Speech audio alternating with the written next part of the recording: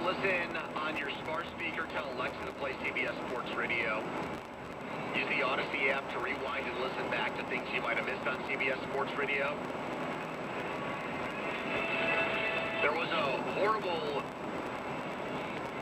scene at the European soccer tournament. The 2020 Euros, obviously, being played. They're still calling it 2020 Euros, even though it's 2021. This is delayed a year because of the pandemic. A player for Denmark went down, collapsed on the field. CPR administered, was completely out. Non-contact thing, too. And the game got suspended. The player left the stadium, gave a thumbs up. It looked like they were going to delay the game to another day, but UEFA, which is the governing body of this tournament, stepped in and said, no, let's complete the game today. So they're back out there playing right now. Denmark and Finland, and it's tied 0-0 right now with 40 minutes to go plus extra time. So we'll see what happens there. Kevin Dexter's on updates. He'll give you the latest.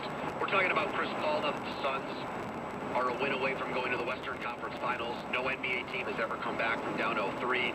Denver doesn't have the firepower to do it, so the Suns are going to be part of the NBA's Final Four. And Chris Paul is getting all the credit for it. More than Devin Booker, more than DeAndre Ayton. He's the reason why they were a non-playoff team last year. He's made them into this really good team with a chance to win the NBA championship. And the NBA media is fawning all over Chris Paul and proclaiming him one of the greatest point guards of all time. And I want to know if you, the NBA fan, agree with that. NBA media now is trying to make it sound like Chris Paul has been this all-time great player. Rings don't define you. Why do you need to have played in an NBA championship or won an NBA championship to be considered a great player? I think it's because Paul is such a popular guy and is so well-liked that that's now the new narrative. The championships mean less. When it's convenient to prop a guy up and make him sound better than he is. 855-212-4227. Here's Dylan in Ohio on CBS Sports Radio. Hi, Dylan. Hey, how you doing, sir? Hey, man. Hey, you know what? I think, you're right. You're absolutely right. I'm a little older than you, and I can think about 20 point guards. Going back, I can probably name 5 point guards from each era from the 70s on. Let me ask you this question, right? You got one game to win. You want Mark Price or Chris Paul as your point guard? Mark Price, No hesitation. No, not at all. Let me just make the point, though. I think you're absolutely right on, spot on. But see, what the NBA does, and its media, NBA media, as you point out, is they create drama and intrigue. Even when the product doesn't match, the actual drama they'll create it. And I am an NBA fan. But what they do is, even when the product on the field or on the court doesn't match the drama like it does in the regular season, as you alluded to, they create the drama. And other leagues should do the same. The NFL has started to do the same kind of things. The only leagues that really haven't caught on to that are MLB and the National Hockey League. Well, it's because it's harder in those sports for the stars to matter as much. If you are Connor McDavid or Sidney Crosby or Nathan McKinnon, the best players in the NHL, you still only play a third of the game. 60-minute game, you're on the ice for 25 minutes tops. There are guys that'll play in a playoff game. NBA players, star players, they'll play 46, 47 minutes. They'll get one blow. Here's Jeff in Cleveland on CBS Sports Radio. Hi, Jeff. Good afternoon, Andrew. Good hey, man. Again today, like I talked to you yesterday, locally. So real quick, I do agree with you with Chris Paul. I'm a little older, too. Isaiah Thomas was way better, and, of course, Magic, and I can name others as well.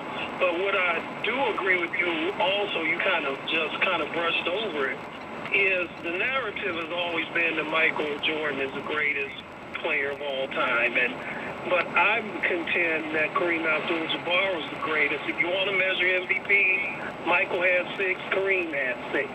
Look at titles. The titles are the same, and Abdul-Jabbar was the greatest scorer of all time.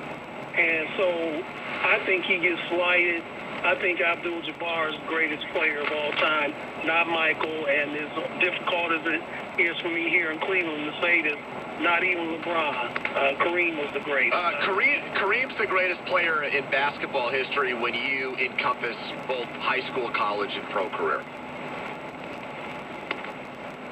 When you take into account high school, college, and pro, he's the best. Better than Kareem. If that's how you measure a guy, not just what they did in the pros, he's got the best career of them all. But I don't think many people do that. Here's Joseph in Houston on CBS Sports Radio. Hi, Joseph. Hey, Boney, what's going on, man? Hey, man.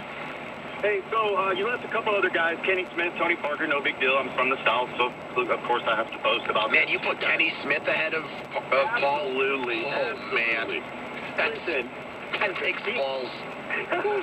these guys, look, I don't know why they're boasting him up. I mean, I don't think he was going to get past the Nuggets if it wasn't for the injuries with Murray. I think all this kind of just lined up for him. Yes, he does make them better, but Booker's an amazing player. I think they would have got there in a couple of years anyways. Booker's their best player. I don't see them going any further. After this, I don't see them beating any of the teams that are left. At all. Well, I've said all along I think the Jazz are going to win the NBA championship.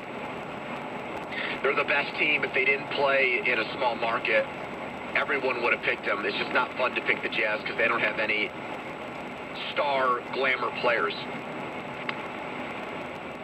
I think it's interesting that Paul is going to opt out of his deal. He's not going to... There's a $44 million option. He's going to decline it. The timing of that story coming out, man, that would not sit well with me if I'm Devin Booker or DeAndre Ayton or Monty Williams. Sometimes you can't control it, but man, you're trying to win an NBA championship, and you know that this might be his only. This might be with Chris Paul because he wants one more bite at the big free agent apple. He probably feels like he owes it to the rest of the Players Association and the union to do that because he's in charge of it.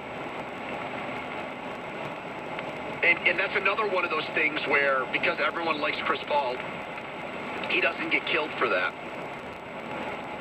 If something like that came out about Russell Westbrook back when he was in Houston or in Oklahoma City, and there's a report that he wants to opt out of $44 million, which is a massive, colossal, huge amount of money.